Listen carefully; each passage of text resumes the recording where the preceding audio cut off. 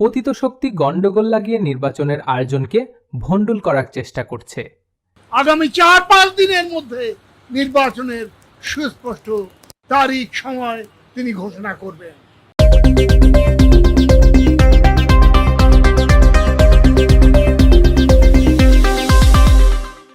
তৃতীয় দফায় বেশ কিছু রাজনৈতিক দলের সঙ্গে মতবিনিময় করেছেন প্রধান উপদেষ্টা প্রফেসর মোহাম্মদ ইউনূস।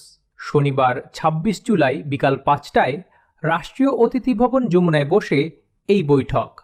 বৈঠকের শুরুতেই মাইলস্টোন স্কুল অ্যান্ড কলেজে বিমান দুর্ঘটনায় নিহতদের স্মরণে ১ মিনিট নীরবতা পালন ও মুনাজাত অনুষ্ঠিত হয়।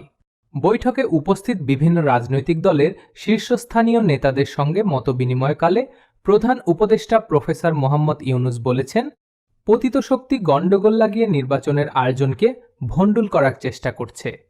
এই অপচেষ্টাকে প্রতিহত করতে ফ্যাসিবাদ বিরোধী সব শক্তিকে ঐক্যবদ্ধ থাকতে হবে। প্রধান উপদেষ্টা বলেন, অভ্যুত্থানের সব শক্তি মিলে একটি সুন্দর নির্বাচন করতে না পারলে এই মস্ত বড় সুযোগ আমাদের হাতছাড়া হয়ে যাবে। তিনি বলেন, যখনই নির্বাচনের প্রস্তুতি নিয়ে আমরা অগ্রসর হচ্ছি তখনই নানা ষড়যন্ত্র সামনে আসছে, কিন্তু বাস্তবতা হচ্ছে কোনো ষড়যন্ত্র করেই গণতান্ত্রিক অগ্রযাত্রাকে বাধাগ্রস্ত করা যাবে না। কারণ ফ্যাসিবাদ প্রশ্নে সবগুলো গণতান্ত্রিক শক্তির ঐক্য স্পষ্ট। সুষ্ঠু নির্বাচন আয়োজনের জন্য সব রাজনৈতিক দলের সহযোগিতা প্রত্যাশা করলে উপস্থিত রাজনৈতিক নেতারা প্রধান উপদেষ্টাকে সর্বাত্মক সহযোগিতার আশ্বাস দেন।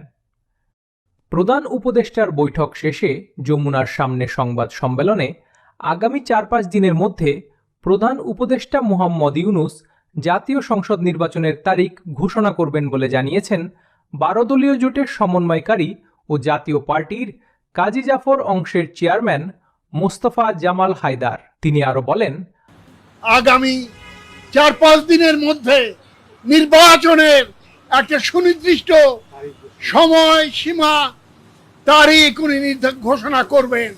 এর চাইতে আনন্দের বার্তা আর কিছু হতে পারে না। আমি মনে করি আজকের আমাদের আলোচনার সবচেয়ে ফলপ্রসূ সাবজেক্ট হচ্ছে এইটা যে মাননীয় প্রধান উপদেষ্টা আজ দেশব্যাপী যে সমস্যা এবং সংকট, যে অরাজকতা, যে নৈরাজ্য, তার সমাধান করবে নির্বাচন, এবং একমাত্র নির্বাচনই হচ্ছে সমাধানের একমাত্র পথ।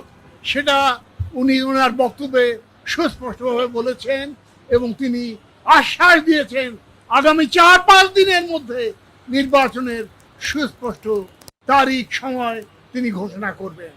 এর আগে ২ দফায় বিএনপি, জামায়াতে ইসলামী সহ বিভিন্ন রাজনৈতিক দল ও জোটের নেতাদের সঙ্গে বৈঠক করেন প্রধান উপদেষ্টা।